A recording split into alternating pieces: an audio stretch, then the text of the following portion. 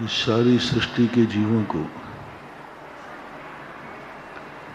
चार भागों में बांटा। एक वो जीव जो स्वयं दुखी हैं, दूसरों को दुख देते हैं, स्वयं बुरे हैं, दूसरों को भी बुरा करते हैं, स्वयं गंदे हैं, दूसरों को भी गंदा कर देते हैं, स्वयं पापी हैं, दूसरों को भी पापी बना देते हैं, स्वयं दलदल में फंसे हैं, दूसरों को भी फंसा देते हैं, स्वयं भ्रष्ट हैं, दूसरों को भी भ्रष्ट कर देते हैं, स्वयं अपने आप को कुछ नहीं करते, दूसरे को भी निकम्मा बना देते हैं।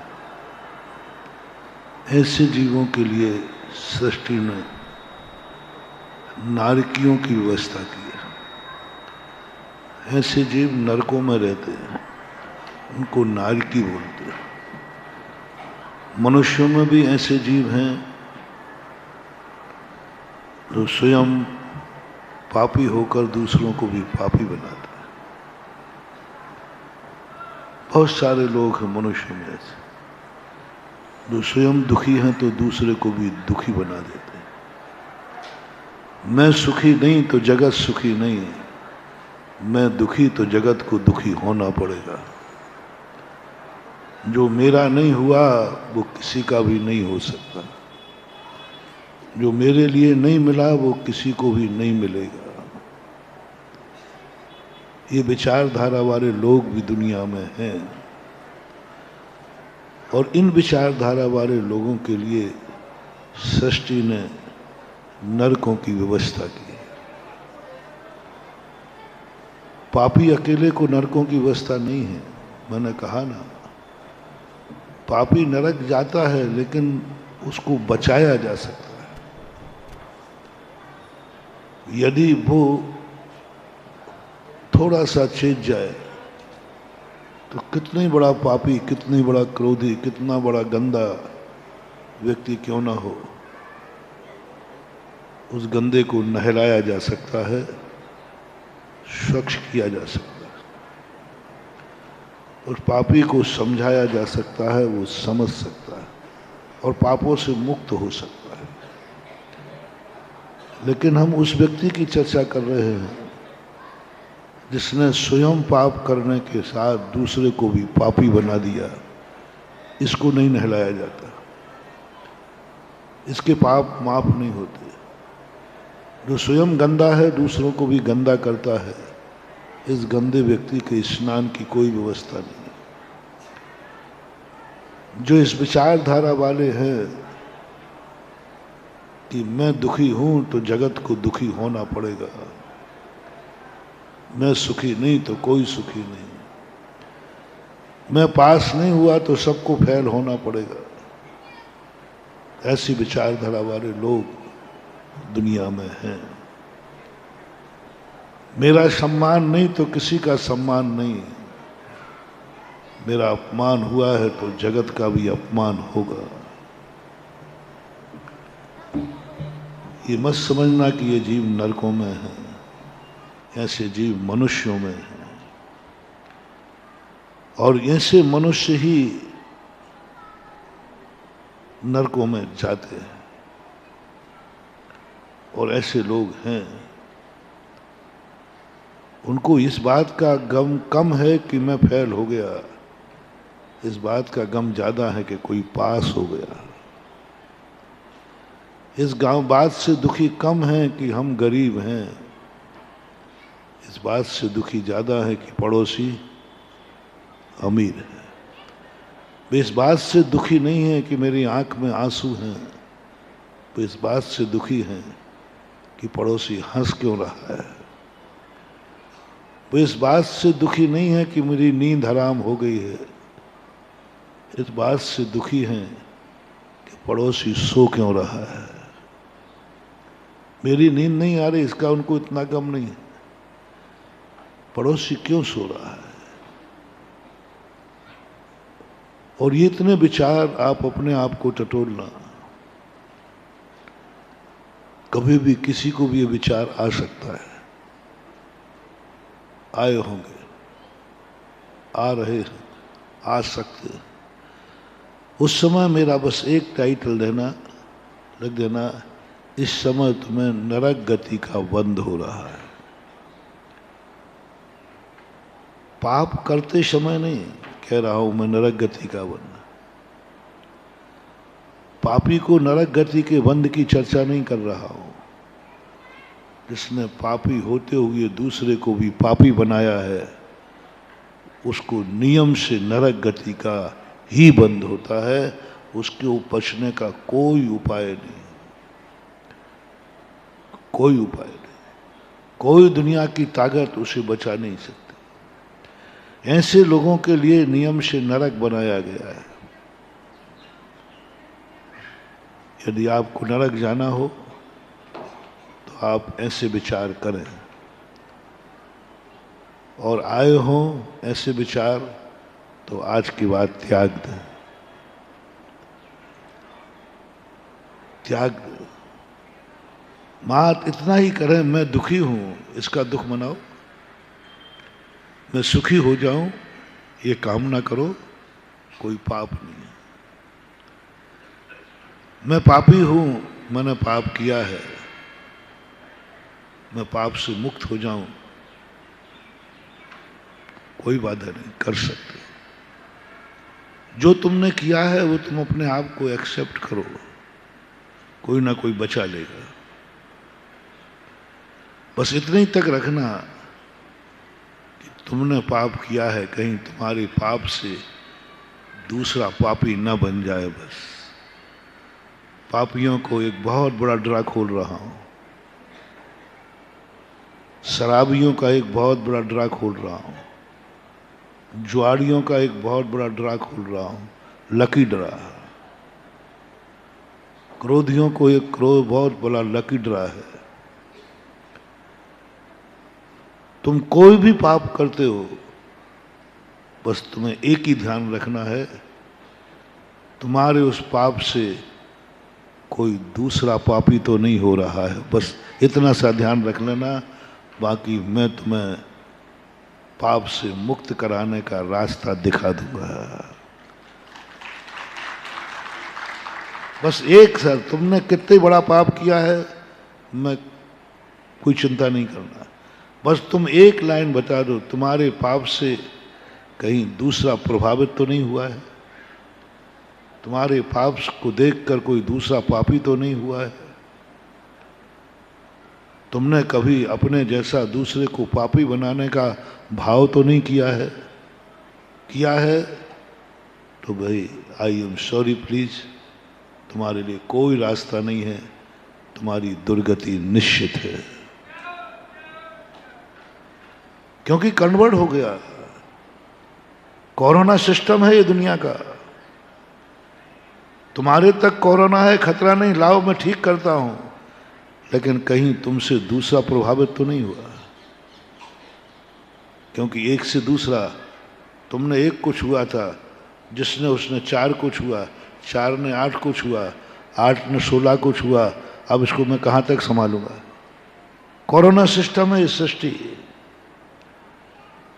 कोरोना सिस्टम है इस सृष्टि, इसलिए लॉकडाउन किया गया। लॉकडाउन का अर्थ ही नहीं था कि तुम्हें कोरोना से बचा लिया जाए, लॉकडाउन का अर्थ है कि तुम्हारा कोरोना दूसरे के पास न पहुंच जाए। तुम्हें तो हो चुका है, तुम्हें तो हो चुका, उसको तो पैक कर दिया गया। लॉकडाउन मात्र कोरोना मरीज को बचाने के लिए नहीं था, कोरोना दूसरे को कन्वर्ट ना हो जाए इसलिए लॉकडाउन किया गया था। आज वही लॉकडाउन मैं खोल रहा हूं, लॉकडाउन की घोषणा कर रहा हूं आपको। आप पापी हैं, कोई बात नहीं, आप बहुत बुरे आदमी हैं, कोई बात नहीं, आप बहुत गंदे आदमी हैं, कोई बात नहीं, आप अशुद्ध आदमी हैं, कोई बात नहीं। बस एक सावधानी, क्या आपकी यह गंदी आदत किसी को कन्वर्ट तो नहीं हुई है? तुम शराब पीते हो, तुम्हारी शराब को देखकर किसी दूसरे ने तो पीना शुरू नहीं की। तुम जुआ खेलते हो, तुम्हारे जुए को देखकर कोई जुआरी तो नहीं हुआ। तुम क्रोध करते हो, तुम्हें देखकर कोई क्रोधी तो नहीं हुआ। या तुमने शराब पी है, कभी किसी दूसरे को पिलाने का भाव तो नहीं किया, दूसरे को जुआ खिलाने का भाव तो नहीं किया। बस ये थोड़ी सी है, बस कन्वर्ट नहीं होना चाहिए किसी भी चीज में हो आप, हर कार्य में। और मान लो तुम पाप नहीं छोड़ पा रहे हो तो चलो एक और, पर आज मैं किसी भी हालत में पाप नहीं छोड़ सकता हूं, तो एक काम करो, पूरी ताकत लगा दो, मैं पापी हूं तो हूं, लेकिन मैं अपनी जिंदगी में किसी को पापी नहीं होने दूंगा। मेरी उभरी आदत कहीं कड़बड़ नहीं होगी। जैसे कोरोना वाला वो कह रहे देखो मैं मर रहा हूं, मुझे मत छूना। अच्छे कोरोना वाले, मैं तो मर रहा हूं, मैं तो पापी हूं। मैंने कहा था ना, जो व्यक्ति लॉकडाउन को मानेगा, जो व्यक्ति मुनि महाराज के पैर नहीं छुएगा, वो संसार के मुनियों का रक्षक माना जाएगा। और उस समय जो मुनिराज का पैर छुएगा, गंदी चीज नहीं कह रहा हूं, मुनिराज के पैर छुएगा, वो मुनि की हत्यारा माना जाएगा, उसको हत्या का दोष लगेगा। कोई गलत काम नहीं है, भक्त है, और भक्ति में इतना अंधा हो गया कि उसने महाराज के पैर छू लिए। बोलो कोई पाप तो नहीं किया था, लेकिन उसके खाते में लिखा रहेगा एक मुनि का हत्यारा। उसे खाते में लिखा रहेगा मुनि का हत्यारा है। बोले मैंने कब किया हत्या महाराज की, मैं तो महाराज का भक्त था।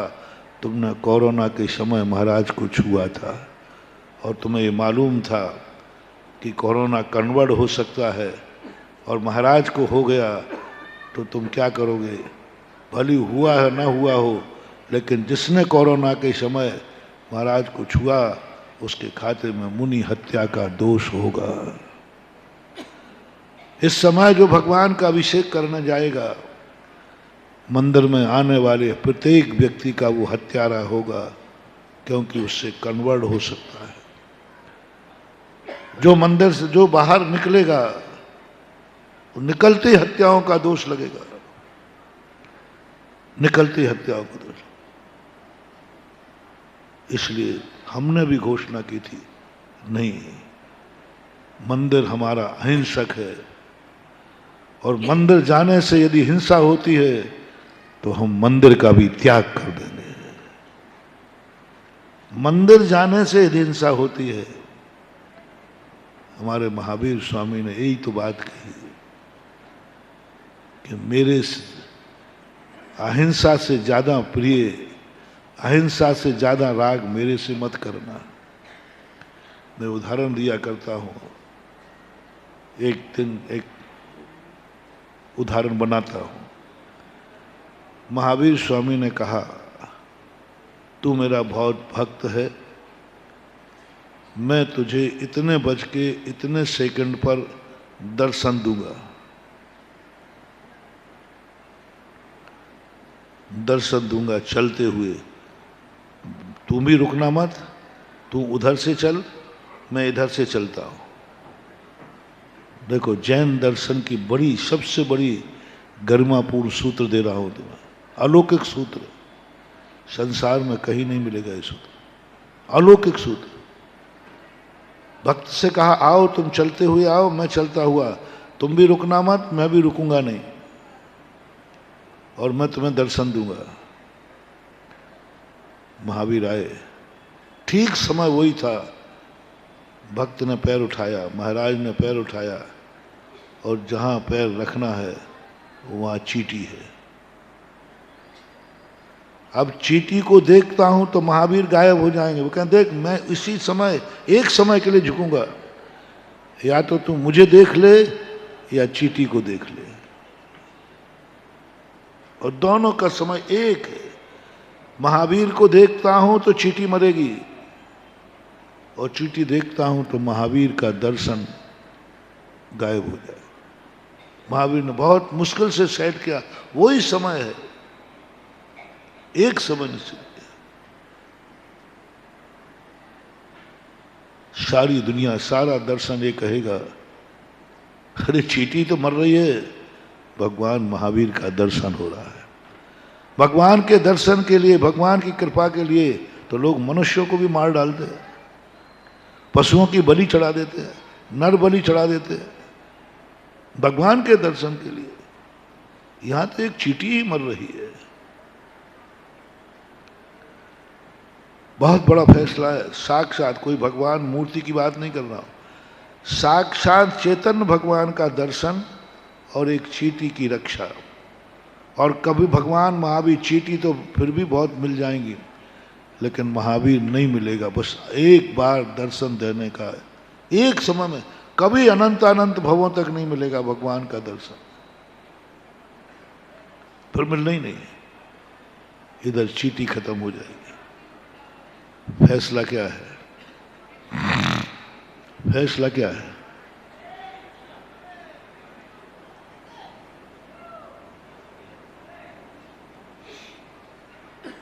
चींटी मरने का क्या, एक थोड़ा सा प्रायश्चित कर लेंगे, और क्या, 3 मालाएं फेर लेंगे, चलो एक दिन का उपवास कर लेंगे, चलो और क्या होगा, 2-3 उपवास और कर लेंगे, और क्या होगा, जो कहो कर लेंगे, प्रभु का दर्शन हो गया। जिनेन्द्र भगवान कहते हैं, जिनवाणी कहते, बेटा मेरा दर्शन चूके तो चूक जाए, चींटी को मत मार देना। महावीर के दर्शन को परम धर्म नहीं कहा, अहिंसा। एक चींटी को बचाने में भगवान महावीर छूट गए, चींटी को बचाने में महावीर भगवान छूट गए। ये कौन सी समझदारी है? वो साधु, वो भक्त रो पड़ा और चींटी पे गुस्सा कर रहा है, तो अभी आना थी, अभी आना थी, मर के होने की पहले ही मर जाती। मेरे भगवान महावीर का दर्शन छूट गया। निर्वाण कहती, बेटा क्या बात है, आज उदासीन क्यों हो रहा है? बोले महावीर ने दर्शन देने आए थे, उसी समय बीच में एक चींटी आ गई, और आप ही ने तो कहा है माँ, सब कुछ छूट जाए तो छूट जाए, कोई तेरे पैर से बुद्धिपूर्वक जीव नहीं मरना चाहिए। मैंने देख लिया, देखता नहीं तो फिर भी चल जाता, दिख गई, अब आंखों देखे मक्खी नहीं खा सकता था, अब चींटी दिख गई तो पैर नहीं रख सकता। महावीर का दर्शन छूट गया। बोले हाँ माँ, इसलिए तू चींटी पे गुस्सा कर रहा है। सुन सुन, रहस्य सुनो, मैं तेरी माँ हूं, दुश्मन नहीं हूं। मैंने ये उपदेश दिया था, मैंने ही तेरे दिमाग को सुझाया था कि छोड़ दे महावीर का दर्शन, चींटी को बचा। सुन, महावीर का दर्शन कर लेता तो मात भक्त बन पाता, भक्त शिरोमणि बन जाता, और तूने चींटी को बचाया तो स्वयं भगवान बन जाएगा। भगवान के दर्शन से मात भक्त बन पाता, और चींटी को बचाने से तू भगवान बन जाएगा। बोलो, भक्त बनना ठीक है या भगवान बनना ठीक है?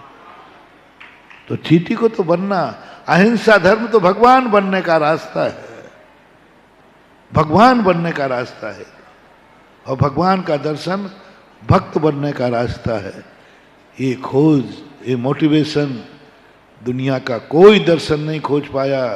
ये खोज है हमारे परम पवित्र महावीर की, ये खोज है हमारे जैन धर्म की। गजब, छूटे छूट जाना तो भगवान। मैंने बहुत विचार किया, लोग रो पड़े कोरोना के समय, महाराज जिंदगी में पानी नहीं पिया बिना दर्शन के।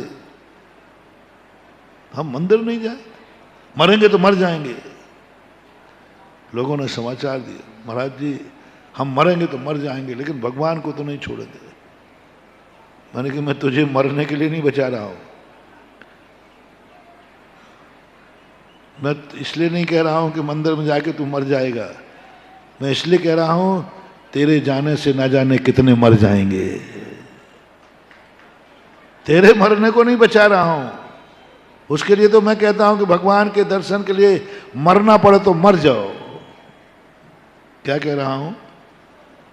भगवान के दर्शन के लिए, धर्म के लिए मरना पड़े तो मर जाओ। मृत्वा अपि कृत्वा, पूज्यवर अमृतचंद सूरी महाराज आध्यात्म कलश के अंदर, मर जा पर तू धर्म को मत छोड़ना, धर्म के लिए मर जा, मरना पड़े तो मर जा। मैं इसके लिए आपको नहीं रोक रहा हूं, लेकिन दूसरा को मारना पड़े तो धर्म छोड़ देना, मंदिर छोड़ देना, सब कुछ छोड़ देना, लेकिन तुम्हारे कारण से कोई मर ना जाए, कोई ना मरे।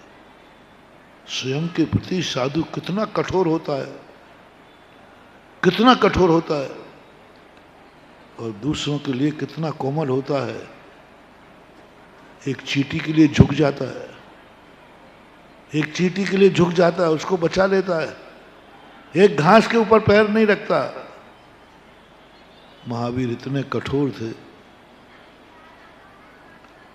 महावीर स्वामी इतने कठोर थे अपने लिए कि उनके कानों में कीलें ठोक दी गई, कोई चिल्लाए नहीं, कोई रोए नहीं, कुछ नहीं, कीलें ठोक दी कानों में, कुछ नहीं। लेकिन वही महावीर जब एक दिन गृहस्थ अवस्था में, ये मुनि अवस्था की बात, गृहस्थ अवस्था में माँ के साथ घूम रहे थे और माँ एक किसी चींटी के ऊपर पैर रख दिया, घास के ऊपर पैर रख दिया, महावीर चीख पड़े, माँ माँ तुमने मेरी पीठ पर पैर रख दिया, तुम मेरी पीठ पर खड़ी हो, तुम मेरे पीठ पर पैर रखे हुए हो। त्रिशला घबरा गई, बेटा मैं कौन माँ है जो पैर बेटे की पीठ पर पैर रखेगी, मैं तो जमीन पे खड़ी हूं, मैंने पैर रख दिया तेरी पीठ पर। हाँ माँ अभी भी रखे हो। बेटा क्या बात कर रहा, कोई ऊपरी बाधा हो गई तुझे क्या, कोई ऊपरी बाधा हो गई कि मैं कहां तेरी पीठ पर पैर रखा हूं, और तू मेरा और तीर्थंकर जैसा मेरा इकलौता बेटा। माँ अभी भी रखे हो, कहाँ रखे हो? महावीर ने अपने कपड़े उतार करके माँ को पीठ दिखा दी, पीठ पर माँ के पैर का निशान था, माँ के पैर का निशान था, खून झलझला रहा था, नीला नीला पड़ गया था। माँ घबरा गई, ये कैसे हुआ? माँ अभी भी रखे हो? बेटा मैं मूर्छित हो जाऊंगी, तेरी पीठ पर मेरे पैर का निशान कैसे हुआ, मैंने कब रखा? बोले अभी भी रखे हो। महावीर ने माँ का पैर पकड़ा और उसके नीचे से एक छोटी सी चींटी निकाल के दे दी। बोले यही तो मैं हूं और मैं भी यही हूं। बोले बेटा ये तो चींटी है। नहीं माँ, मेरे में और चींटी में कोई अंतर नहीं है, मैं एक ऐसा आत्मीय संबंध है, मैंने मान लिया जो मैं हूं वही चींटी है, जो चींटी है वही मैं हूं, दोनों एकत्व हैं। अपनी वेदना पर जितना दुख होता है, दूसरों की वेदना पर उतना ही दुख हो जाए, इसका नाम है महावीर जैन दर्शन। स्वयं के कष्टों पर जितना कष्ट हो जाए, दूसरों के कष्टों पर उतना ही कष्ट हो जाए, उतना ही कष्ट हो जाए। अपनी वेदना पर, अपने वेदना पर हम कई बार रो पड़ते हैं, लेकिन दूसरों की वेदना पर रोना नहीं आता। हमारे आचार्य महाराज ने लिखा है, जो दूसरों के कष्टों को देखकर जिसकी आंख में आंसू नहीं आते हैं, वे नारियल के दो छेद के समान हैं, वे आंखें है ही नहीं। क्या कभी ऐसा तुमने सोचा, कल्पना है कि एक व्यक्ति के ऊपर पैर रखा जाए और निशान दूसरे की पीठ पर पड़ जाए? कहीं ये मात्र कहानी तो नहीं है, कहीं मात्र एक कल्पना तो नहीं है? शायद तो विश्वास नहीं कर। पैर चींटी के ऊपर था और निशान महावीर की पीठ पर था। 90% लोग कहेंगे ये कल्पना है, ये अतिशयोक्ति है, ऐसा हो ही नहीं सकता। तुमने हमारे जन्मानी पर प्रश्न लगाया, मैं तुम्हारी सारी कुंडली अपने पास रखता हूं और तुम ही से हाँ कहलवाऊंगा। और आपके यहां भी ऐसा हुआ है। एक पिक्चर चली थी पहले, लैला मजनू।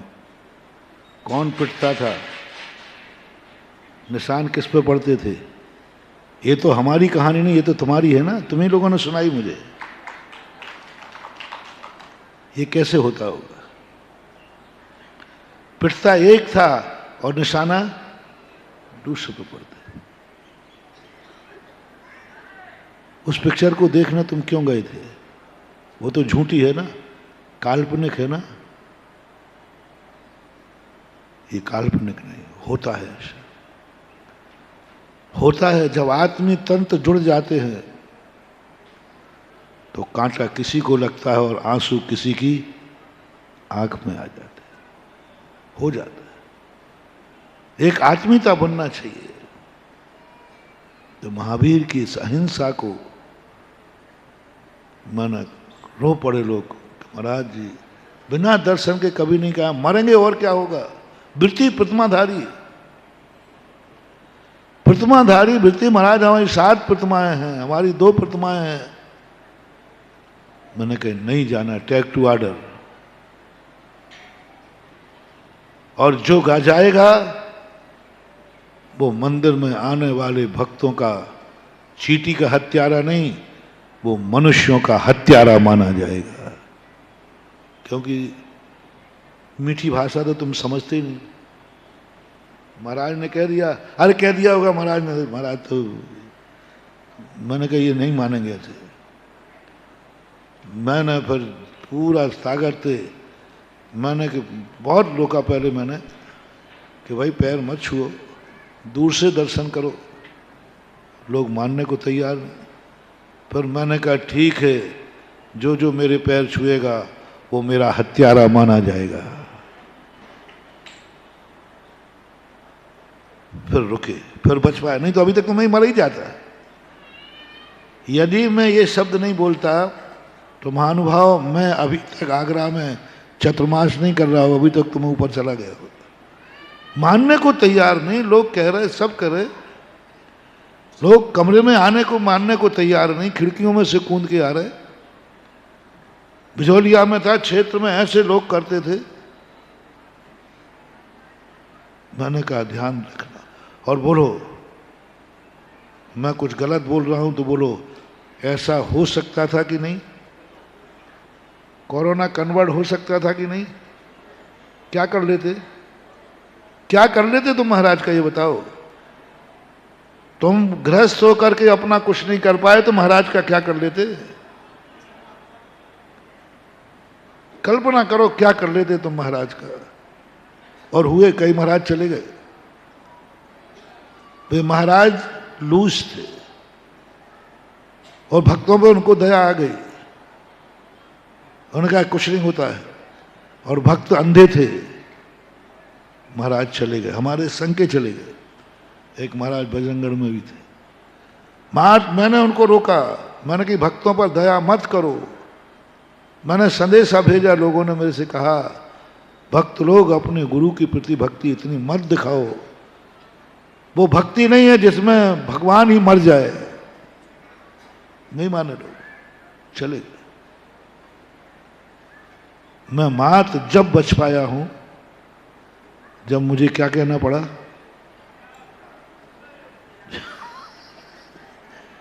जो साधु को छुएगा वो साधु के पैर छूने का पुण्य नहीं कमाएगा, उस साधु की हत्या का पाप उसके खाते लिखा जाएगा। बोलो ये सूत्र गलत था या सही? आप लोग निर्णय करो, सही था कि नहीं? हो सकता था। तुम मंदिर गए, अब तुम्हारे कारण तुम्हें, क्योंकि कोरोना का पता नहीं चलता था कि हमें हुआ है या पता ही नहीं चलता था, और वहां जाकर के तुम मूर्ति का अभिषेक करके आए या मंदिर में कुछ छू के आए, दूसरा आ गया, उसको हो गया, मर गया, वो तुम हत्यारे कहलाओ। किसी की जिंदगी के लिए निमित्त बनना भी हत्या है। चाहे तुमने मारा हो या ना मारा हो, तुम्हारे निमित्त से मरा है तो भी तुम हत्यारे हो, तुम उसके निमित्त बने हो। तुम समझते हो कि मैं थोड़ी क्रोध कर रहा हूं, लेकिन तुम दूसरे के क्रोध के लिए कारण बन रहे हो कि नहीं, मालूम होते हुए भी, मालूम होते हुए तुम्हें मालूम है कि कन्वर्ट होगा। छुआछूत की बीमारी जिनको लगती हो, छुआछूत की बीमारी जिनको हो, कन्वर्ट बुखार जिनको हो, उनसे मेरा बहुत करुणा दया करके कहना है, सबसे पहले आप धर्म को छोड़ देना, व्यवहार धर्म को, भावों के धर्म को नहीं, भावों के धर्म को नहीं। कभी भी हो, कैसी भी परिस्थिति हो, तुम्हें यह मालूम चल जाए कि ये बुखार कन्वर्ट हो सकता है, ये बीमारी किसी को लग सकती है, ये खुजली दूसरे को हो सकती है, ये छुआछूत की बीमारी है। मेरा कहना महानुभाव, हर व्यक्ति से सबसे पहले वो द्रव्य की, धर्म की क्रियाएं छोड़े, जिंदगी भर अभिषेक का नियम बंद करे, आहार दान देने का नियम बंद करे, मुनराज के पैर छूना बंद करे, बाजार में जाना बंद करे, अपने आप को सीमित करे, तो भली वो मर जाएगा, लेकिन वो अहिंसा का पुजारी मरेगा और मर करके स्वर्ग में पैदा होगा। मात एक कुछ मत करना, मैं मर रहा हूं लेकिन मैं दूसरे को नहीं मरने दूंगा, मैं बीमार हुआ हूं दूसरे को बीमार नहीं होने दूंगा, मुझे कोरोना हुआ है मैं दूसरे को कोरोना नहीं होने दूंगा, मुझे तकलीफ है मैं दूसरे को तकलीफ में नहीं डालूंगा। इतना यदि तुमने कर लिया, अब सोचो, एक चींटी के लिए हमने किनको छोड़ा है? महावीर स्वामी के लिए।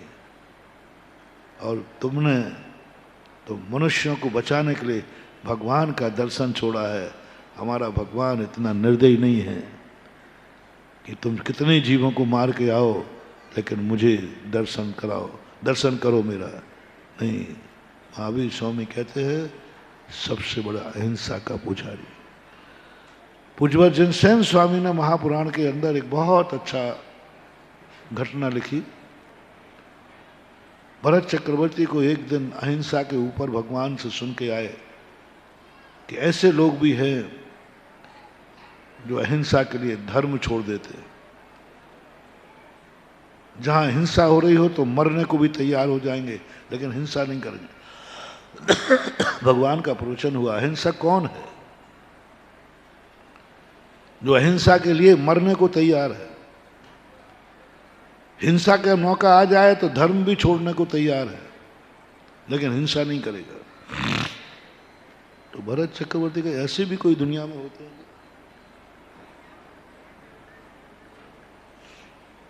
ऐसे भी कोई दुनिया में होते हैं क्या, मरने को तैयार हो जाए दूसरे को बचाने के लिए? चक्रवर्ती ने परीक्षा की, मेरे अयोध्या में कोई है ऐसा कि नहीं, मेरे राज्य में है ऐसा कोई कि नहीं। तो एक बहुत बड़ा उन्होंने पंडाल, या उनका आंगन था, आंगन में खूब फल फूल बिछा दिए, फूल बिछा दिए, फूल बिछा दिए, और चक्रवर्ती यहां बैठ गया। महापुराण में है, बहुत अच्छी घटना है। और सारी प्रजा से कहा, सब लोग मेरे यहाँ दर्शन करने यहाँ आए, मेरे सबको है मेरे पास आए। कहीं से भी रास्ता नहीं था, उन फूलों पर चढ़ के आना था। टेक टू ऑर्डर, राजा की आज्ञा है, सब लोग इसी रास्ते से आएंगे। और राजा की आज्ञा नहीं मानना, मौत या देश निकाला। जो आज्ञा का पालन नहीं करेगा उसको फांसी मिलेगी या देश निकाला मिलेगा। सब आगे, सब दौड़े चले आए, सबको एक तरफ करते रहे। कुछ चंद लोग अंत में बचे। बोले तुम्हें राजा की आज्ञा नहीं सुनी है? बोले साहब सुनी है, लेकिन मैं इन फूलों पर चल के नहीं आऊंगा, क्योंकि इसमें असंख्यात जीव भरे पड़े हैं, मैं इन पर नहीं चलूंगा। राजा की आज्ञा है। बोले ये मेरे महाराजा का नियम है, ये मेरे भगवान ने नियम दिया है, ये मेरे महाराज ने नियम दिया है। चक्रवर्ती क्रोध में आ गया। बोले तुम्हें अपने मौत से डर नहीं है? बोले साहब मरने से डर नहीं है, हम मारने से डरते हैं, मरने से नहीं डरते। मेरे प्राण लेना हो ले लो, मैं समझ रहा हूं कि मुझे मृत्युदंड निश्चित है, लेकिन मैं मर सकता हूं, लेकिन चला करके जीवों पर पैर नहीं रखूंगा मैं। चक्रवर्ती ने बहुत भय दिखाया, लेकिन तलवारें खिंचवा दी। देखो तुम्हारी गर्दन कटने ही वाली है। बोले साहब काट दीजिए, लेकिन मैं बुद्धिपूर्वक चला करके जीवों को नहीं मारूंगा। भरत चक्रवर्ती तुरंत भगवान को प्रणाम करता है और उनको यहां नहीं बुलाता, स्वयं उनके पास जाकर उनको सम्मान के साथ दूसरे रास्ते से लाकर उनको स्वर्ण सूत्र से सम्मानित करता है। स्वर्ण सूत्र से। ऐसे लोग मेरे राज्य में हैं जो मौत से नहीं डरते, लेकिन एक चींटी को नहीं मार सकते। चींटी के बदले जीवन मिल रहा है और चींटी को बचाने में मौत आ रही है, तो भी भरत चक्रवर्ती ने उनको सम्मान करके वृत्ति घोषित किया और स्वर्ण सूत्र सब लिखा उन्होंने, स्वर्ण सूत्रों से उनको सम्मानित किया। ऐसा है हमारा पवित्र जैन धर्म। इसलिए महानुभाव आपसे मेरा कहना है, कोई भी तुम्हारे, मैं बहुत 3-4 दिन से कह रहा हूं, तुम कैसे हो ये सवाल नहीं है। तुम एक ध्यान रखो, कल भी मैंने व्रत के संबंध में कहा था, तुमने व्रत किया है, तुम धर्मात्मा हो, ये ज्यादा प्रशंसनीय नहीं है।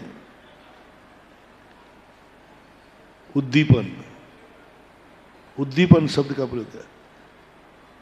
तुमने कितना अच्छा व्रत किया, मैंने 10 उपवास किए, मैंने ये किए, मैं पूजा करता हूँ, मैं मुनि महाराज हूँ, मैं आरिका हूँ, मैं ब्रह्मचारिणी हूँ, मैं ब्रह्मचारी हूँ, मैं एक बहुत आदर्श इंसान हूँ, इससे कोई फर्क नहीं पड़ता। पूज्य समंतभद्र महाराज कहते हैं, क्या जो तुमने अच्छा कार्य किया है उससे कोई दूसरा प्रभावित हुआ है? प्रभावना अंग। तुम्हारे कृत्य से क्या वह गरिमापूर्ण हुआ है जो कल मैंने कहा था? तुम इस दुनिया में जिंदा हो, बड़े गर्व की बात है। क्या तुम्हारे रहने से दुनिया को गौरव है? यह कभी विचार किया? तुम जिंदा हो तो तुम्हें गर्व है, मैं जिंदा हूं, कोई फर्क नहीं पड़ता इससे। वो तो डाकू भी जिंदा रहता है। सज्जन वो है जिसके जिंदा रहने से दुनिया को गर्व हो। कल पूरा मैंने डिटेल में बताया था। तुम पिता को पाकर गौरवान्वित हो, सवाल इसका नहीं है, पिता तुम्हें पाकर गौरवान्वित है। तुम बेटे को पाकर गौरवान्वित हो, सवाल ये नहीं है, बेटा आपको पाकर गौरवान्वित है। ऐसे सब में लगाया था हमने, पूरी घर, ये विचारनी बात है। ऐसे ही आज पाप के रूप में लगा रहा हूं। सवाल ये नहीं कि तुम कितने बड़े पापी हो, सवाल ये है कि वह पाप, कितने लोग उस पाप से प्रभावित हो रहे हैं, कितने लोग प्रभावित हो रहे हैं। तुम रात्रि भोजन करते हो, मैं कुछ नहीं बोल रहा, कहीं तुम्हारे रात्रि भोजन करने से बेटा ने तो शुरू नहीं कर दिया, तुम्हारे शराब पीने से किसी बेटे ने तो शुरू नहीं कर दिया, तुम्हारी गंदी आदत से तुम कितने अशुद्ध हो तुम्हारा मतलब इसका नहीं है, कहीं तुम्हारी अशुद्धि से कोई शुद्ध आदमी अशुद्ध तो नहीं हो गया। आप 17 के कपड़े पहने हो, कोई बात नहीं, कोई बात नहीं, चलेगा, हम अभी तुम्हें पापी नहीं कह रहा हूं। अब तुम्हें सावधानी रखना है, मेरे अशुद्ध कपड़े मैं पहना हूं इतना बड़ा पापी नहीं है, सबसे बड़ा पापी है जो सोले के कपड़े पहना था उसको तुमने छू लिया, ये सबसे बड़ा पाप है। तुम अशुद्ध थे इतना बड़ा पाप नहीं है, तुम्हारी अशुद्धि से एक शुद्ध आदमी अशुद्ध हो गया, ये सबसे बड़ा पाप। तुम्हारी कारनामों से एक व्यक्ति पापी बन गया, तुम भ्रष्ट हुए, तुमने दूसरे को भ्रष्ट कर दिया, क्योंकि वो भ्रष्ट तुम्हारे कारण हुआ है, तुम्हारे निमित्त से हुआ है। ये छुआछूत का पाप, दो पाप, दो बीमारी। एक बीमारी है जिसको होती है उसी के पास रहती, किसी को कन्वर्ट नहीं होती। प्राय बीमारी ऐसी होती जो कन्वर्ट नहीं होती, किसी दूसरे को लगती ही नहीं। घर में बीमार रहते हैं लेकिन दूसरा बीमार हो सेवा भी करता है, छूता भी है, उठता बैठता भी है, लेकिन बीमारी कन्वर्ट नहीं होती। वो जिसको है उसी को। ऐसी बीमारियां हैं कि नहीं, जो जिसको है उसी को रहेगी, परिवार को नहीं हो। और एक बीमारी कन्वर्ट, ऐसे ही पाप, दो पाप है। जो पापी पाप करता है वह पाप उसी तक रहता है, वो इतनी सावधानी से पाप करता है कि वो दूसरे को कन्वर्ट ना हो जाए, इस पापी का उद्धार हो सकता है। बस तुम्हें इतना ध्यान रख लेना, जो भी तुम्हारे अंदर बुराई है, बस उस बुराई से दूसरे के पास मत जाने देना। मुझे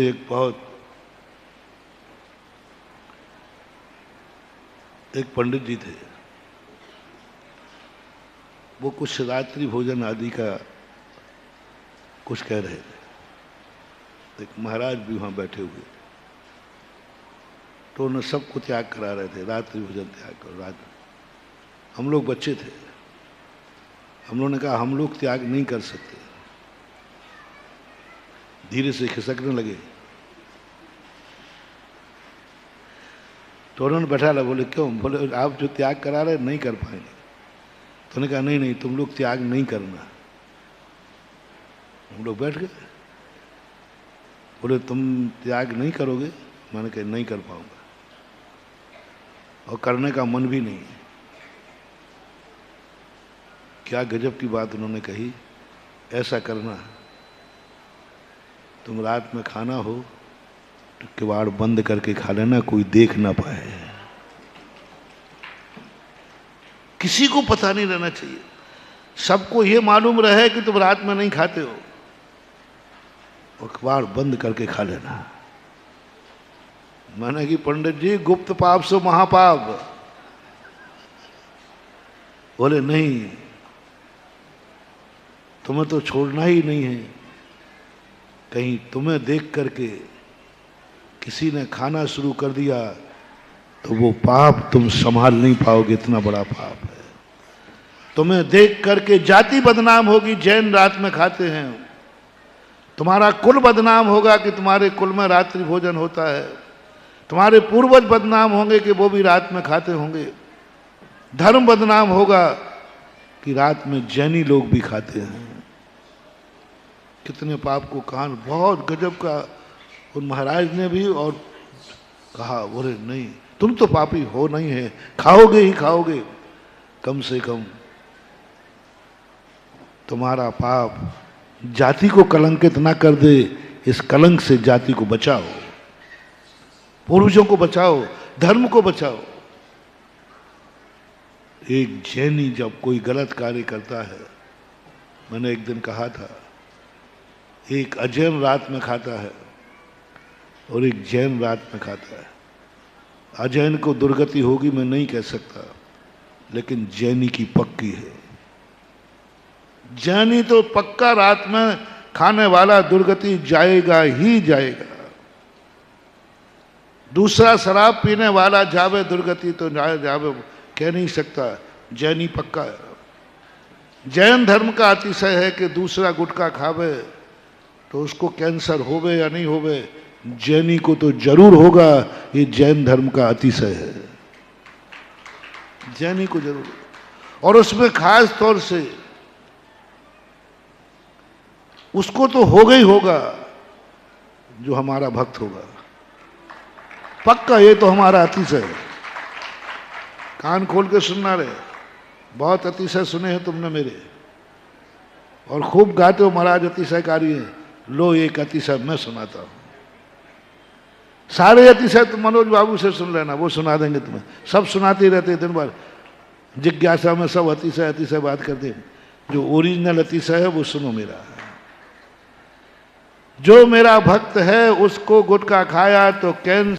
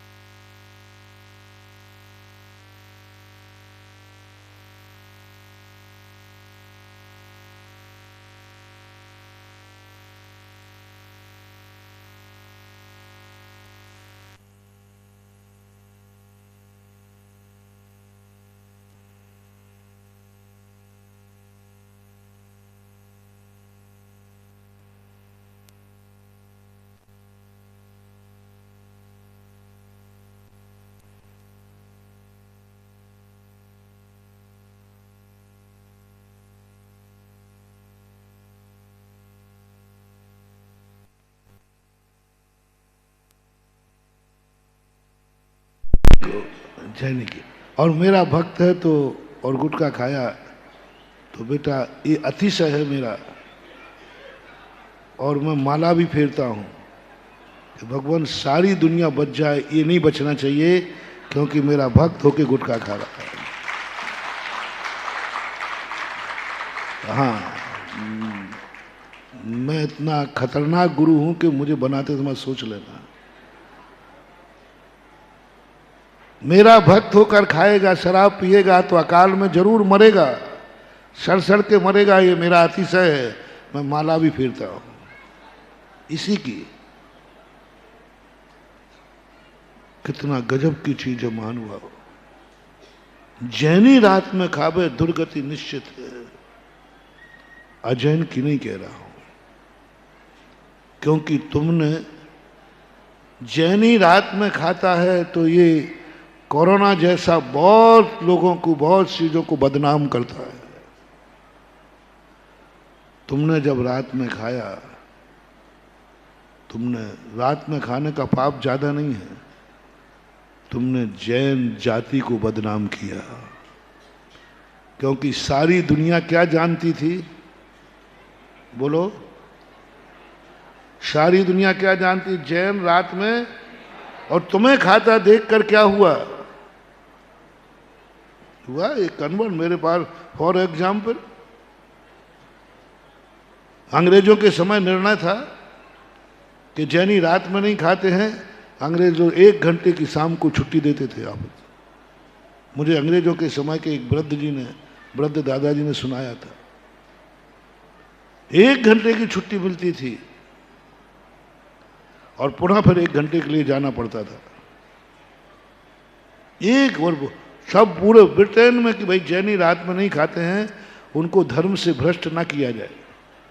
1 घंटे की छुट्टी मंजूर थी। एक दिन क्या हुआ, एक व्यक्ति गया ही नहीं, तो बोले भाई आप क्यों नहीं जा रहे हो, आप समय हो गया रात में नहीं खाते हो।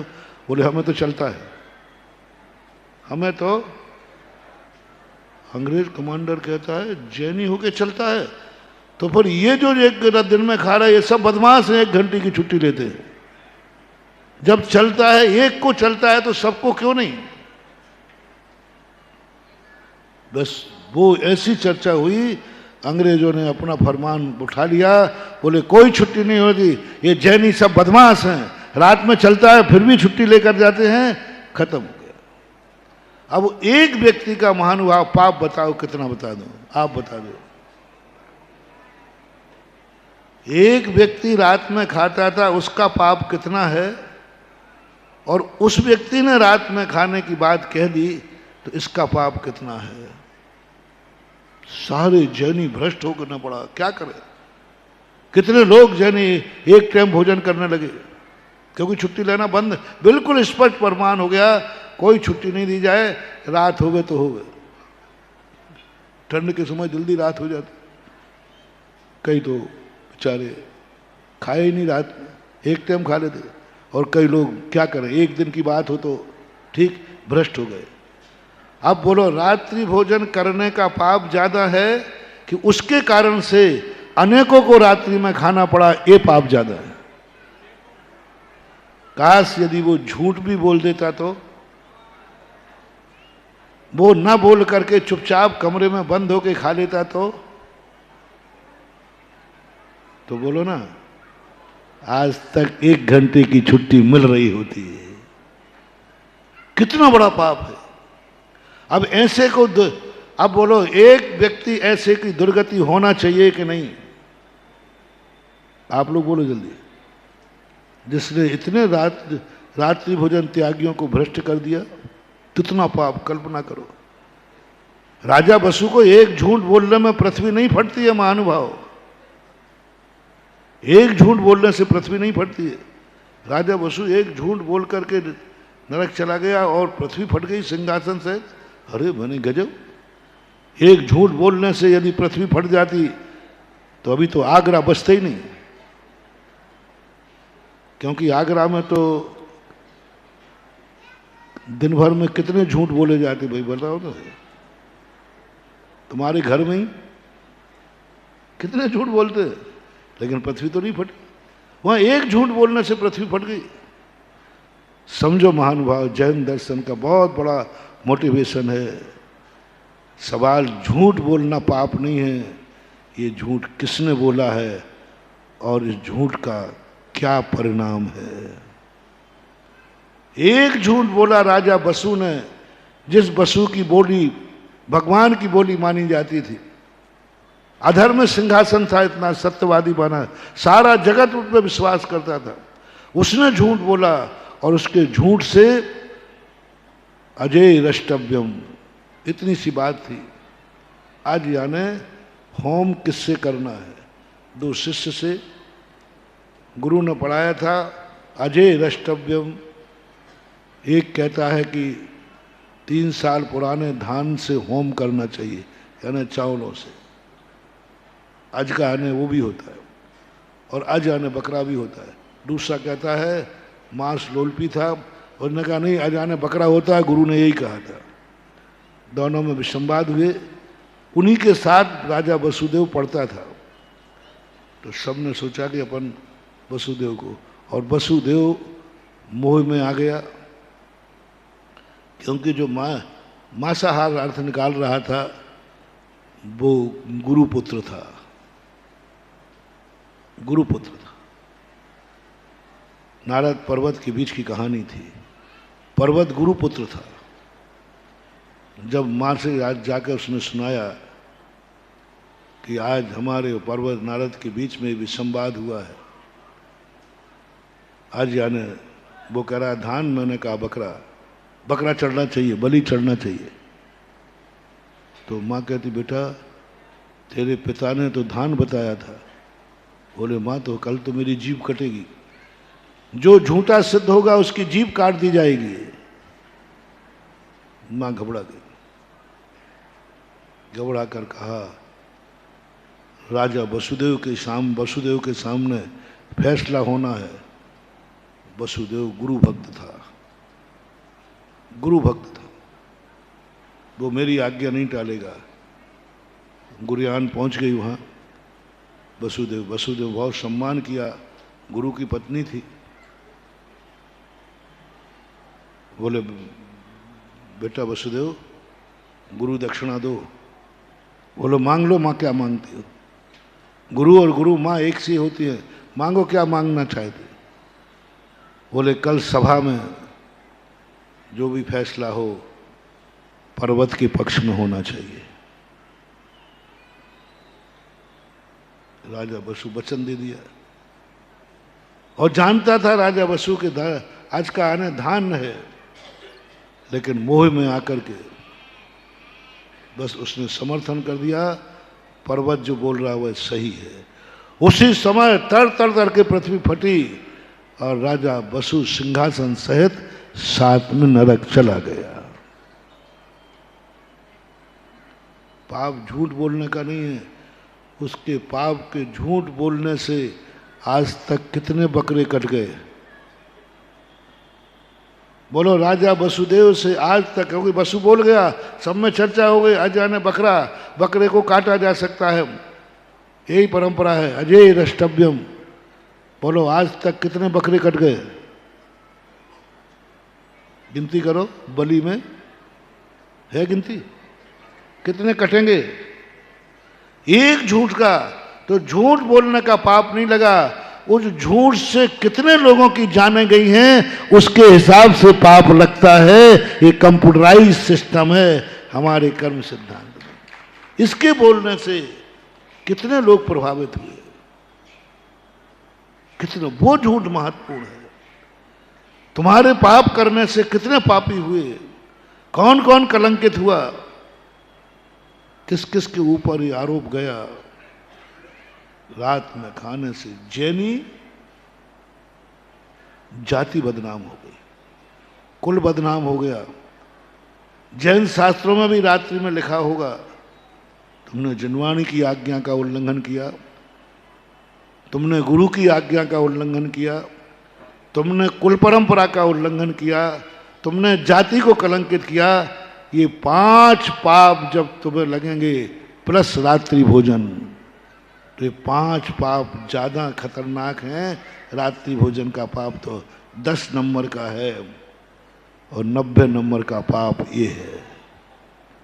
इसलिए जैनी होकर के रात में खाया तो ये जैन धर्म का अतिशय है।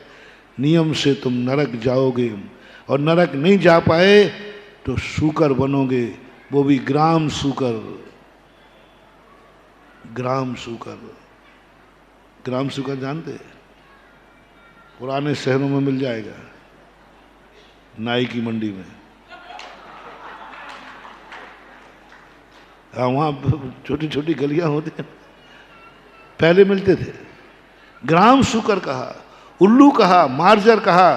जितने जैनी रात में खाते हैं, पूज्य रविशरण आचार्य पद्म पुराण में, जैनी की बात कर रहा हूं, अजैन की नहीं, जैनी की बात कर रहा हूं। रात्रि भोजन करने वाले को पद्म पुराण उठा के देख लेना। मैंने एक बार लाइव में दिखाए थे सबको, लोगों ने कहा ऐसा नहीं लिखा है रात्रि भोजन करने वाले उल्लू बनेंगे, मार्जर बनेंगे, शूकर बनेंगे। ये तो सुधा सागर महाराज हैं जो नमक मिर्ची खिलाए, इनको तो बोलने का तो है ही नहीं, जो आए मन में बोल देते। महानुभाव, बस मेरे में यही कमी है कि मैं सही सही बोल देता हूं। दूसरे लोग थोड़ा सा बोलते नहीं, इनको बुरा लग जाएगा, और मैं डरता नहीं। तुम्हें 100 बार बुरा लगे तो लग जाए, हमसे तुमसे कौन सा म्यारी का मूड़ा रखवाना है, कौन सा काम करना। लेकिन बोलूंगा, इस गद्दी पर बैठकर जो है उसको छुपाऊंगा नहीं। पद्म पुराण में लिखा है, आप खुद पढ़ लेना, लिखा के दिखाए थे, मैंने लाइव में दिखाया था कि देखिए श्लोक लिखे हुए,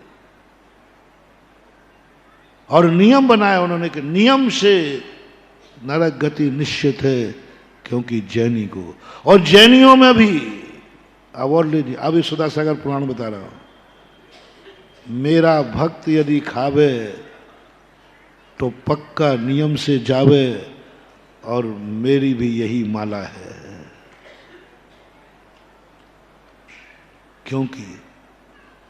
क्योंकि तुम रात में खाओगे, तुम ही बदनाम नहीं होगे महाराज, उससे भी ज्यादा पाप तुम महाराज के बिहार में चल रहे हो और फिर रात में खा रहे हो, तो बच ही नहीं सकते।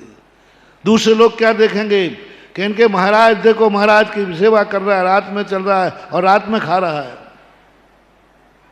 उसको तो और जल्दी होगा जो भगवान का अभिषेक पूजन करता है, उसको तो और जल्दी होगा जो जैन कुल में शराब पीता है। जैनियों मत करना ये बराबरी। महाराज अजैन लोग भी शराब पीते हैं, उनको तो कुछ नहीं होता। हाँ, उनको कुछ नहीं होगा, तुम्हें जरूर होगा। तो महाराज शराब भी पहचानती है क्या? अरे शराब सबसे ज्यादा पहचानती है। शराब कहती कौन है? ये बोले जैनी है, आज उसको तो निपटाना है।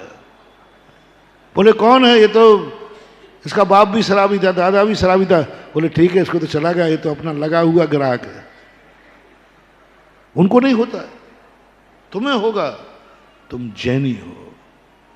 कर्म का बंध जीवा जीवाधिकरण, ये पाप किसने किया है उसको देख करके बंद होता है। पाप का बंध अलग है, किसने किया है, इससे पाप से कितने लोग प्रभावित हुए। पक्षपात होता है। नहीं समझ में आई तो और अच्छे से समझाओ। तुम्हें जब भी समझ में आएगी जब हम भी लपेटे में आ जाएं। चलो मैं लेता हूं, आपसे पूछता हूं, जो 2 बार भोजन करता है वो नरक जाता है? जो 2 बार भोजन करता है वो नरक जाता है? पहले बताओ, मैं कभी प्रश्न में झूठ बोलूंगा क्या?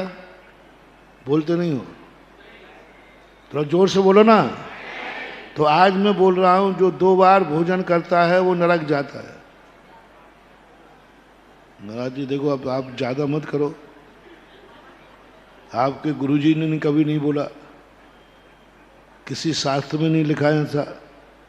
देखो महाराज इतना मत बोलो आप, अभी रात्रि भोजन तक तो ठीक बोल रहे थे, अब तो क्या बोल दिया? अति लग रही ना। मैं भी कहता हूं, इस गद्दी पर बैठकर मैं कभी झूठ नहीं बोलूंगा। 2 बार जो भोजन करे वो नरक जावे।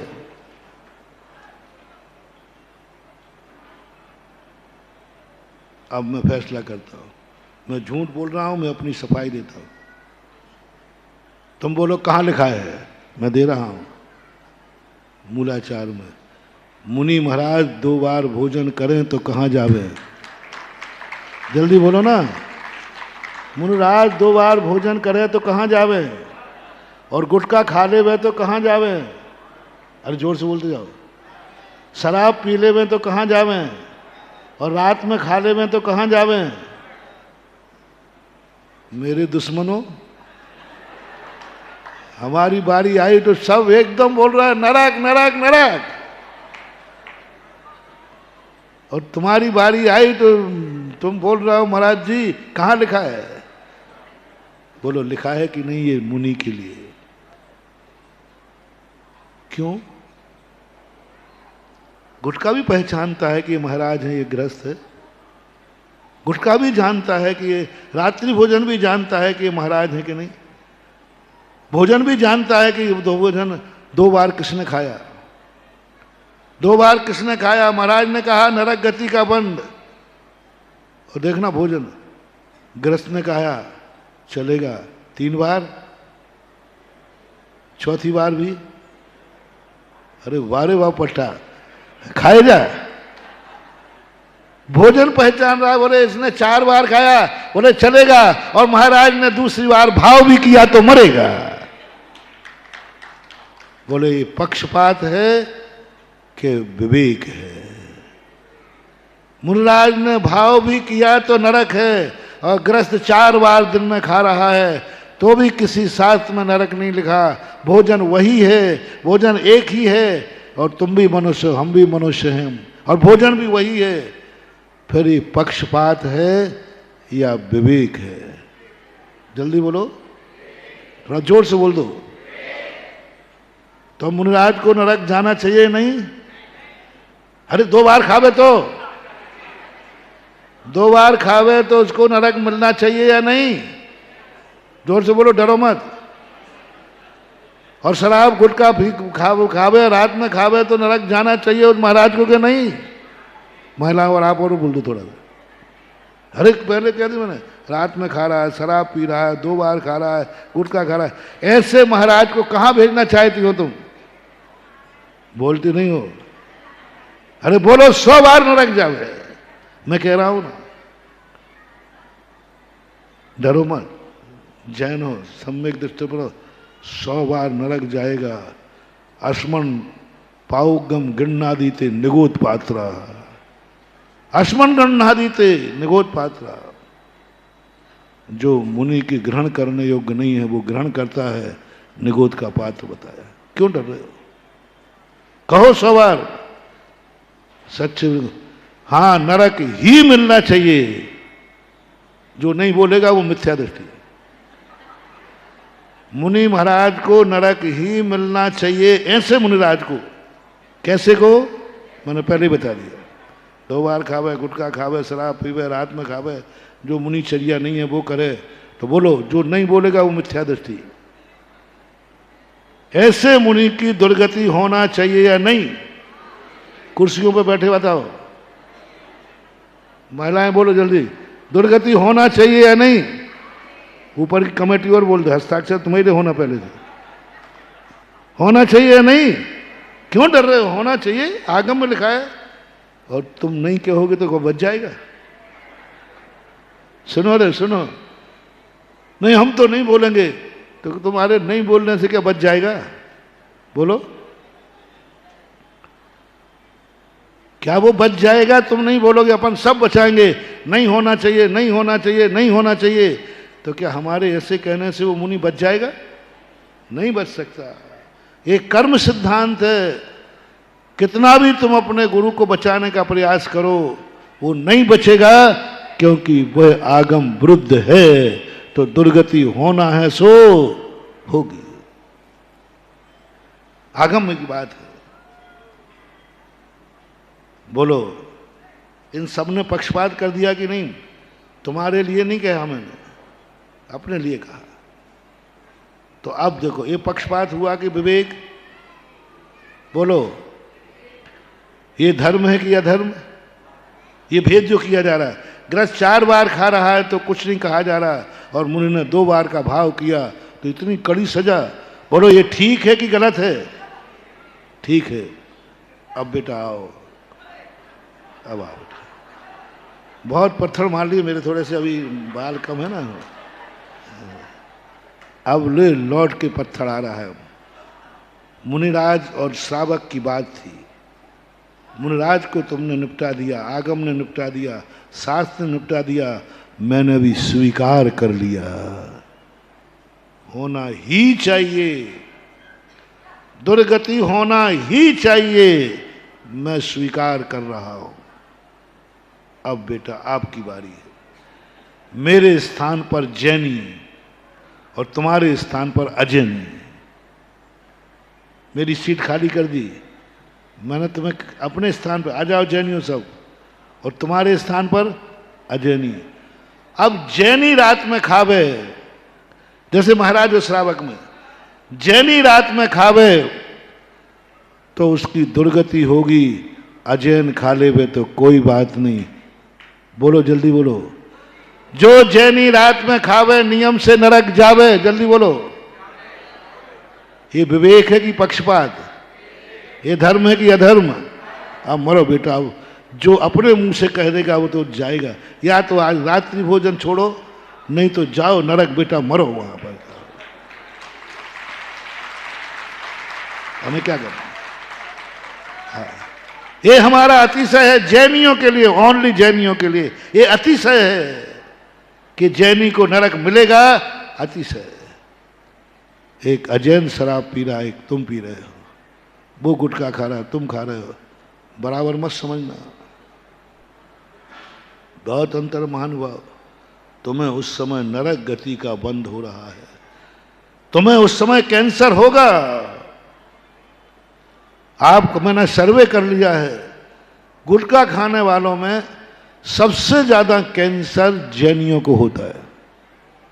गुटखा खाने वाले सबसे ज्यादा। मैंने बॉम्बे हॉस्पिटल से लिस्ट निकाली, कैंसर वाले जब गए थे एक दिन, मैंने कहा वहां तो मैंने कि परसेंटेज में, जनसंख्या के परसेंटेज में जैनी का परसेंटेज ज्यादा था, अजैन के नहीं थे। शराबियों में अकाल में मरने वाला का जैनियों का परसेंटेज ज्यादा है, अजैनों के नहीं। तंबाकू गुटखा खाने वाले पीढ़ी दर पीढ़ी से, जिनके कुल में, जाति में, समाज में, धर्म से, उनके यहाँ तो गांजे पीने की खूट है, उनके गुरु पी रहे, उनके समाज पी रही, उनको रिएक्शन नहीं करता क्योंकि वो गुरु को बदनाम नहीं कर, वो तो पी रहे हैं। तुम जब पीते हो तो जैन जाति बदनाम, जैन गुरु बदनाम, जैन धर्म बदनाम। अच्छा, जैनियों में भी ऐसा होने लगा। सवाल तुम्हारा नहीं है, चर्चा क्या बन गई? जैनी लोग भी रात में खाया कितने था और बदनाम कितने हुए? जैनियों का गुटखा खाने वालों का, क्योंकि वो जैनी हैं, क्योंकि वो जैनी है। फिर जब मैंने इस पर सर्वे किया, ओहो, अरे मैंने कहा ये तो जैन धर्म का अतिशय है। जैनी को गुटखा खाने से कैंसर हो जाए, तुरंत गर्भ से कहना ये जैन धर्म का अतिशय है, ये देखो ठीक हो गया। वो अतिशय नहीं कह रहा हूं मैं। महाराज जी आप तो सही में बहुत, अब समझ में आया, आप जरूर उल्टे ही बोलते हो। हम तो उसकी महिमा गाते हैं कि देखो भैया महाराज का भगत था, शांतिधारा की, इसका कैंसर दूर हो गया। ये तो बहुत सुन लिए तुमने। आज कड़वा अतिशय पी जाना कि यदि गुटखा से कैंसर हुआ है तो ये जैन जाति का अतिशय है, ये जैन कुल का अतिशय है, ये जैन धर्म का अतिशय है, ये गुरु भक्ति का अतिशय है। क्योंकि तुमने इतनी चीजों की उपलब्धि की। मैंने कई सैंपल देखे ऐसे, कई 106 साल तक एक व्यक्ति शराब पीता था। मैंने उसको रोका, राजस्थान की घटना। मैंने कहा क्यों भैया, तो इतना अच्छे कुल का है, बढ़िया है, जवान है, बाल बच्चे हैं, क्यों मरने की मौत की कगार पे जा रहा है? बोले महाराज जी आप भी यूँ कहते रहते हो, आपको कुछ मालूम तो है नहीं, आप जानते तो कुछ है नहीं, कोई नहीं मरता, कुछ नहीं होता यहाँ से। मैंने क्यों? बोले मेरा एक साथी है, 100 साल से ऊपर का हो रहा है, पूरी जिंदगी से शराब पी रहा है, कुछ नहीं हुआ। मैंने कौन है वो? उन्होंने कोई गुजर आदि बताया। मैंने कहा बाप पीते थे? बोले बाप भी पीते थे, दादा भी पीते थे। मैंने कहा उसको नहीं होगा, उसके सब पीते, गुरु महाराज भी पीते उनके। मैंने कहा उसको नहीं होगा। तुम्हें, तुम्हारे बाप तो रात में पानी भी नहीं पीते, छान के पानी पीते हम। उसके बाप ने शराब पी करके पैदा किया है, हम तेरे बाप ने छना पानी पी करके पैदा किया है। ध्यान रख, तेरा खून छने पानी का है, उसका खून शराबी का है। रिएक्शन तो करेगा कि नहीं? नाली के पास में कितने बच्चे खेलते रहते मजदूरों को, उनको इन्फेक्शन होता है। और तुम्हारा बच्चा यदि वहां से निकल भी जाए तो अच्छी, बोले भाई छींक क्यों आ गई? अरे वो आज नाली के पास से निकल गया। अरे वहीं तो इतने बच्चे खेल रहे थे। तुम्हें इन्फेक्शन क्यों हुआ? उन बच्चों को क्यों इन्फेक्शन नहीं हो रहा है? उनका जीन्स वैसा है। पीढ़ी दर पीढ़ी से शराब पीते आए हैं, पीढ़ी दर पीढ़ी से तम्बाकू खाते आए, उनका जीन्स ऐसा है। और तुम्हारी पीढ़ी दर पीढ़ी से छना पानी पीते आए हैं, पीढ़ी दर पीढ़ी से धर्म करते आए हैं, इसलिए तुम्हें ऐसे ही रिएक्शन होता है जैसे गंदे स्थान पर तुम्हारे बालक को रिएक्शन हो जाता है। और उनको इसलिए नहीं होता कि वो गंदे ही में जन्मे, गंदगी में उनका जन्म हुआ, गंदगी में खेले, गंदगी में रहे हैं, उनको क्या नाली का रिएक्शन होगा। और तुमने न गंदगी में जन्मे हो,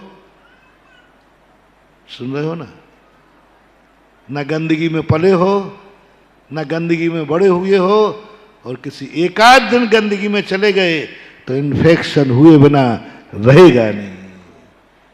तुम्हारी जाति उच्च, तुम्हारा कुल उच्च, तुम्हारा गुरु उच्च, तुम्हारा धर्म उच्च, उसके बावजूद भी तुमने कोई नीच कार्य किया तो इन्फेक्शन होगा, और उस इन्फेक्शन का परिणाम है कैंसर होगा। इसलिए आपको ये सब चीजें करनी है तो जैनी बन के मत करना। जैनी बन, रिएक्शन कितना हुआ, अपना प्रसंग चल रहा था, कितना रिएक्शन, हमारी करनी से कौन कौन प्रभावित हो रहा है। मैं ये पाप करूंगा, बदनाम कौन कौन होंगे, कौन कौन बदनाम हो। तुम अकेले बदनाम होगे, चलो कोई बात नहीं, तुम्हारी इज्जत धूल में मिलेगी, कोई बात नहीं। तुम अकेले मरोगे, कोई बात नहीं, तुम्हारे मरने पर कितने लोग प्रभावित होंगे।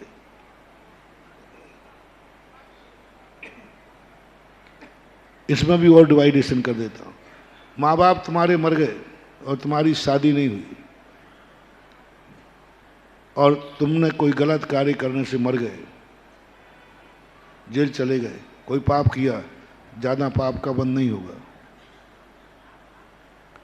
और वह व्यक्ति, वह बालक मरा, बाप का अकेला बेटा था, उन्होंने जन्म दिया था, ये काम आएगा, माँ बाप जिंदा हैं और तू गुटखा खा के कैंसर से मर गया, तेरा पाप ज्यादा है।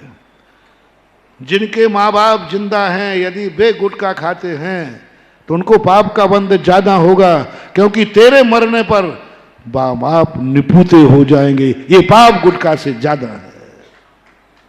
गुटखा का पाप बहुत कम है, लेकिन तेरे मरने से माँ बाप क्या हो जाएंगे, निपुते हो जाएंगे, उनका बुढ़ापा बिगड़ जाएगा, उनकी जिंदगी बिगड़ जाएगी। वो बद्दुआ तुझे लगेगी, वो बद्दुआ तुझे बर्बाद कर देगी, क्योंकि तेरे माँ बाप जिंदा हैं। दूसरा और बड़ा पापी, तुम्हारा बच्चा यदि गुटखा खा रहा है, उतना पाप का बंद नहीं होगा। एक विवाह की बात खा रहा है, ये पापी को माफ नहीं होगा, इस पापी को माफ नहीं होगा, क्योंकि तुम्हारे मरने से तुम्हारी जिंदगी बर्बाद नहीं हो रही है, किसकी जिंदगी प्रभावित होगी। मरोगे तो तुम मरो, अच्छी तरह मरो, जहां मरना मरो, भाड़ में जाओ ना, लेकिन तुम्हारे मरने से, बहुत बड़ी बात महानुभाव, मोटिवेशन सुन लेना, यदि शादी हो गई हो तो कोई ऐसा कार्य मत करना जिससे तुम्हारी अकाल में मौत हो जाए।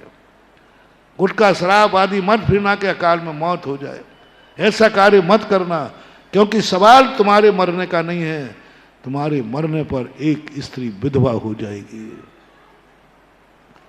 विधवा का दुख, विधवा की उपेक्षा, विधवा की बद्दुआएं सहन कर पाओगे?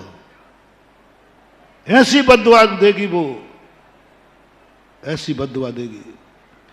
जब जब तुम्हें गुटखा खाने का भाव हो विवाहित लोगों को, आज महानुभाव संसार के हर विवाहित व्यक्ति से कह रहा हूं, सारी दुनिया की बद्दुआएं काटी जा सकती हैं, लेकिन तुम गुटखा खाते समय अपनी स्त्री को विधवा करने का पाप लाद रहे हो।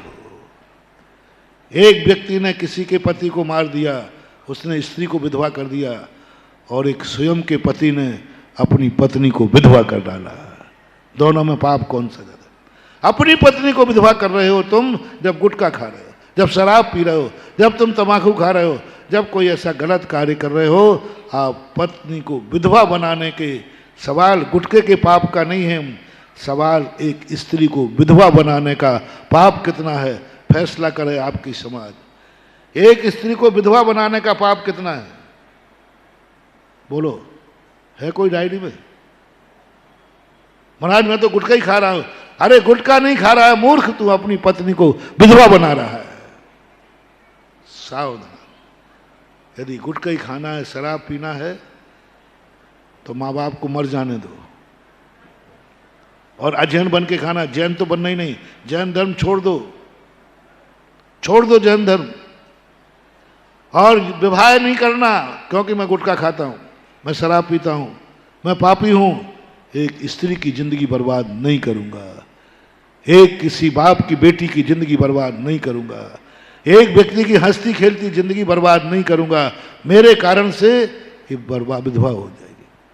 छोड़ दो महानुभाव, छोड़ दो, मान जाओ, मान जाओ, मान जाओ। यदि विवाह किया है, पत्नी से प्यार किया है, चलो मत बनो धर्मात्मा, मत त्याग करो, कम से कम अपनी पत्नी से व्यवहार करो कि मैं ऐसा कोई कार्य नहीं करूंगा जिसके मेरे करने से तू विधवा हो जाएगी। आज से ही छोड़ देना। सबको अपनी अपनी पत्नियों की सौगंध है।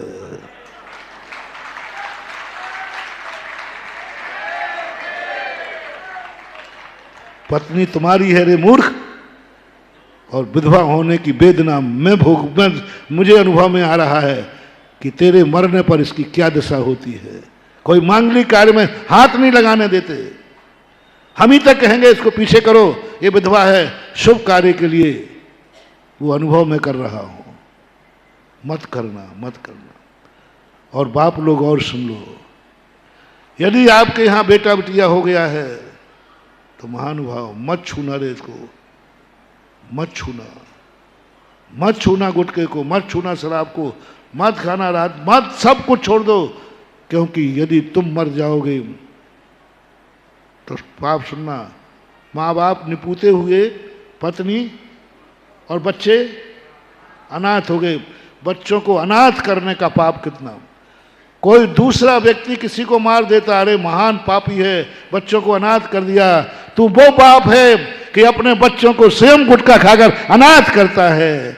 जब जब तू गुटखा खाए तो तुझे उस समय बच्चों को अनाथ करने का पाप तुझे लग रहा है, पत्नी को विधवा करने का पाप लग रहा है, माँ बाप को निपूता करने का पाप लग रहा है, जाति को कलंकित करने का पाप लग रहा है, गुरु और जिनवाणी की आज्ञा का उल्लंघन करने का पाप लग रहा है। इसलिए जैनी की दुर्गति निश्चित है।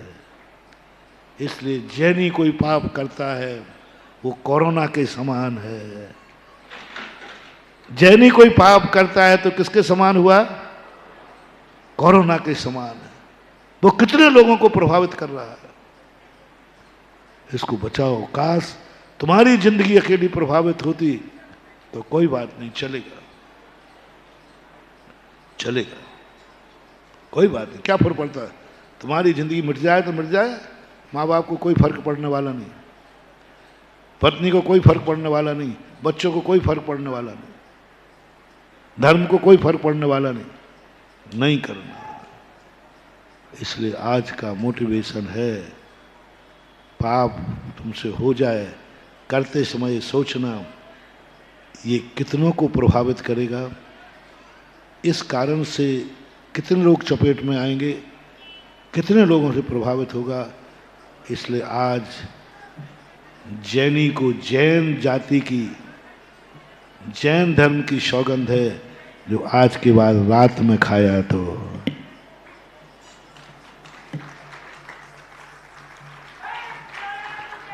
जैनी को अपने माँ बाप की, पत्नी की और बच्चों की सौगंध है। जो आज जैनी ने कभी गुटखा खाया या शराब पिया तो इतनी सौगंध तुम्हारे ऊपर चढ़ चुकी है। जो खाएगा वो बच्चों को अनाथ करेगा, पत्नी को विधवा करेगा, माँ बाप को निपूती करेगा। इसके बाद भी मान जाओ रे, मान जाओ, मान जाओ, मान जाओ, मान जाओ, नहीं तो भाड़ में जाओ। और क्या, अब उससे ज्यादा और क्या। महावीर भगवान की। मित्रों, पाप किसने किया है उस अनुसार कर्म का बंध होता है। ये फॉर्मूला समझने का आज जिस तरह से समझाया गया है, वही बात मुझे याद आ रही है जो पूज्य श्री अक्सर कहते हैं, मैं थोपता नहीं हूं, समझाता हूं। हमारा पड़ोसी क्या कर रहा है उससे कोई हर्ज नहीं है, लेकिन अगर हम जैन कुल में आकर भी व्यसन कर रहे हैं और गलत कार्य कर रहे हैं, उससे फर्क पड़ता है। आज के प्रवचन में अगर हम में से, खासकर पुरुषों की ओर इशारा कर रहा हूं, अगर हम में से किसी का भी अपने अंदर ग्लानि भाव पैदा हुआ हो तो अपने आप को धन्यवाद दे देना कि तुम आज इस प्रवचन में आए हो। अपने साथियों से कह रहा हूं, अपने आप में अगर ग्लानि भाव पैदा हो गया हो और छोड़ने का मन कर गया हो, जो भी व्यसन तुम करते हो तो छोड़ देना, कल नहीं आएगा। अगर ग्लानि भाव हो गया हो कि हम रात्रि में बड़े आनंद से भोजन करते हैं, उसको छोड़ने का भाव आ रहा हो तो आज छोड़ जाना। इस पंडाल की सफाई हम करा देंगे, सारी गंदगी यहां डाल देना, क्योंकि पूज्यवर ऐसा ही करते हैं। मेरे साथ ये अतिशय, मैं पहले भी कह चुका हूं, स्वयं हुआ है। ऐसे ही एक प्रवचन में पूज्य श्री के, और जैसे ही भाव आए कि ये वसन तो मैं भी करता हूं, और उसी समय छोड़ा, और उसके बाद जीवन में बहुत बड़ा परिवर्तन आया। मित्रों, ये प्रवचन एक सामान्य प्रवचन नहीं है, हमारे जीवन में लाइफ चेंजिंग प्रवचन है। और ये जो हमारे को मिल रहा है, ये हमारे पुण्योदय से मिल रहा है। इसको केवल सुनकर मुस्कुराकर मत जाना। जो जो बातें आई हैं, खासकर पहले मैं रात्रि भोजन से करूंगा प्रारंभ, उसके बाद गुटखा, उसके बाद डैश डैश डैश, अपने आप चेक कर लेना। आइएगा, बहुत सारे हमारे बीच आज भी अतिथि हैं। हालांकि बस की सूचना हम पर नहीं है, लेकिन हमें बताया गया है आज दिल्ली से काफी भक्तगण यहाँ पर आए हैं। दिल्ली वाले जरा हाथ उठा दें, अगर नीचे काफी लोग हैं। जरा दिल्ली तो आगरा दिल्ली एक हो गया, तालियां बजा दें जरा दिल्ली वालों के लिए। वैसे भी छुट्टी है दिल्ली की 3 दिन के लिए। आज मथुरा से भी भक्तगण आए हुए। मथुरा वाले कहाँ हैं? क्या बात है, बिल्कुल तैयार हैं। कह रहे थे भैया जरूर नाम ले देना, बिल्कुल ध्यान रखते हैं हम अगर बाहर से कोई आया है। हाँ दिल्ली वाले भैया, तुम तो परमानेंट हो, आ जाओ ऊपर। हाँ आ जाओ, यहीं पर आ जाओ। और राष्ट्र गौरव हमारी बहन यहाँ पर आई हुई हैं, यही हैं भाई साहब, दोनों आ जाएं, श्रीफल अर्पण करें, उनका सम्मान कराना चाहेंगे अपनी कमेटी से। हमारे स्वागत अध्यक्ष श्री हीरालाल जी बेनाड़ा, कृपया इन दोनों का सम्मान करें। महिलाओं में से हमारे कोई भी आ जाए आगे, आगरा नगर की महिला, और सम्मान करने में हमें सहयोग प्रदान करें। यहाँ आ जाएं आप मुख्य मंच के सामने। राजस्थान से भी आए। हाँ, राजस्थान से भी कुछ लोग आए हुए हैं। बहुत बहुत साधुवाद आप सभी को। और चलिएगा, अब अर्घ अर्पण करेंगे पूज्य श्री का। आइएगा। और हाँ, एक सेकंड, अभी एक और विशिष्ट व्यक्तित्व हमारे मध्य हैं, श्रीमान हितेश जैन जी बड़जात्या अजनास, जो मुनि श्री दुर्लभ सागर जी महाराज के गृहस्थ अवस्था के भ्राता हैं। बहुत बहुत स्वागत, श्रीफल अर्पण करें। और हीरालाल जी साहब, जगदीश जी भाई साहब, हमारे भाई साहब हितेश जी का भी स्वागत करें, जो मुनि श्री दुर्लभ सागर जी महाराज के गृहस्थ अवस्था के भ्राता हैं। बहुत बहुत स्वागत है इनका, दोनों ही का स्वागत करें। और चलिएगा, अर्घ अर्पण करते हैं। बाकी और कोई नहीं आएंगे जो आने का प्रयास कर रहे हैं, हमने किसी को नहीं बुलाया। प्लीज नीचे से उधर से नीचे रहे, सबके जी जरा चेक करें। निर्मल सरिता में अवगाहन करने आया हूँ, मेरा सारा दुख दर्द हरो, यह अर्घ भेंट में लाया हूँ। हे तपो मूर्ति, हे आराधक, हे योगीश्वर, हे महासंत, यह अरुण कामना देख सके, युग युग तक आगामी बसंत। ओम से 108 आचार्य श्री विद्यासागर जी मुनीन्द्राय अनर्पत प्राप्ताय अर्घम निर्वपामीति स्वाहा।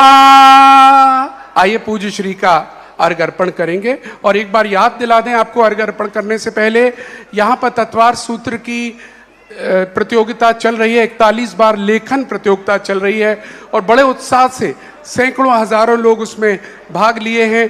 कई लोग कह रहे हैं हम पूरा नहीं कर पाए, तो पूज्य छुल्लक जी ने 5 दिन का एक्सटेंशन आपको दिया है। अगर आपने पहली तिथि थी जिसमें आपको 6 तारीख को जमा करना था, आपको 5 दिन आगे 10 को करना था तो और 5 दिन, 14 को करना था तो और 5 दिन, 18 को करना था तो और 5 दिन आपको एक्सटेंशन मिला है, उसका लाभ लीजिएगा और 41 बार तत्वार सूत्र लिखिएगा। आइएगा, हाथ जोड़ते हैं, पूज्य श्री के समक्ष अर्घ अर्पण करते हैं। जो श्रीफल लाए हैं वो श्रीफल ले लें और अर्घ। हे सुधा सागर दयालु मुझको जीवन दान दो, सर उठाकर चल सकूं ऐसा मुझे सद्ज्ञान दो, आ सकूं तेरे निकट ऐसा सरल सोपान दो, शीघ्र तर जाओ बहुदद यह मुझे वरदान दो, नाम ही जपता रहूं जीवन तराने के लिए, भेंट में कुछ भी नहीं लाया चढ़ाने के लिए, भेंट में कुछ भी नहीं लाया चढ़ाने के लिए। ओम श्री सुधा सागर जी मुनिंदर अनर्पित प्राप्त अर्घ्यं निर्वपामीति।